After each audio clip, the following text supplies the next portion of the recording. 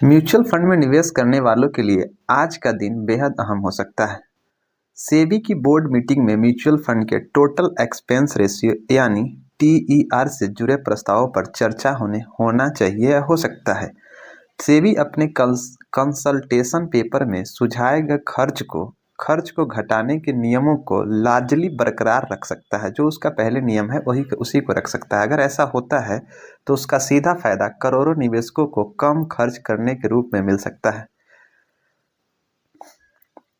सेबी की board meeting में mutual fund की टोटल एक्सपेंस रेशियो यानी टीईआर को लेकर लाए गए कंसल्टेशन पेपर का विस्तार से चर्चा होगी। इस पेपर पर सुझाए गए बदलावों को सैद्धांतिक रूप से समर्थन दे सकता है। हालांकि ये सैद्धांतिक रूप से समर्थन सेबी देगा, सेबी बोर्ड देगी।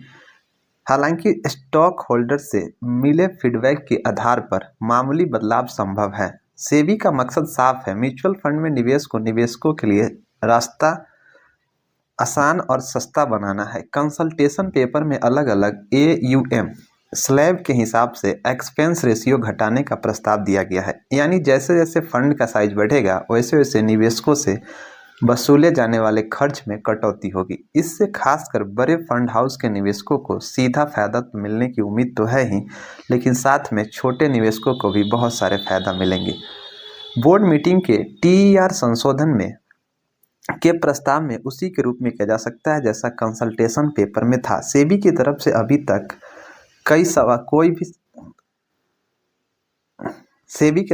तक कोई प्रतिक्रिया नहीं आई है, लेकिन बाजार में यह चर्चा तेज कि नियामक निवेशक हित को प्राथमिकता देते हुए इन नियमों को आगे बढ़ाएंगे।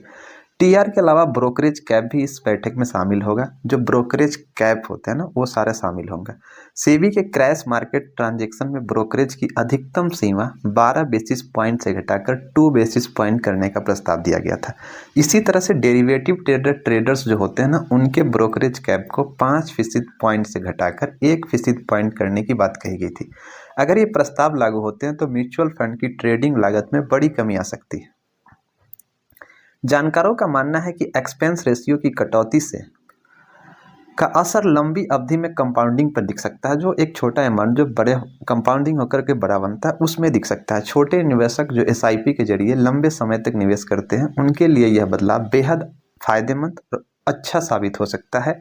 कम TR का मतलब है कि निवेश का ज़्यादा हिस्सा सीधे निवेशक के रिटर्न से जुड़ेगा, न कि। हालांकि म्यूचुअल फंड इंडस्ट्री कुछ हिस्सा को लेकर इस पर आपत्ति भी जताई है। कुछ AMC का मानना है कि बहुत ज़्यादा कटौती से डिस्ट्रीब्यूशन नेटवर्क और रिसर्च पर असर पड़ सकता है। ये एक पॉइंट हो सकता है। यही वजह है कि सेबी के स्टेक होल्डर फीडबैक के आधार पर कुछ बेहद छोटे बदलाव कर सकते हैं, लेकिन सूत्रों के मुताबिक मूल ढांचा बदले जाने की संभावना बहुत ही कम है, नगण्य मात्रा में है। अगर आज की बोर्ड मीटिंग में इन प्रस्तावों को मंजूरी मिलती है तो म्यूचुअल फंड सेक्टर के लिए बड़ा रेगुलेटरी बदलाव माना जा सकता है। खास बात यह है कि यह फैसला सीधे सीधे निवेशकों के हित में ही होगा। अब बाजार का नज़र सेबी के बोर्ड मीटिंग पर टिकी हुई है, जहां से म्यूचुअल फंड निवेशकों के लिए बड़ी राहत की खबर आ सकती है।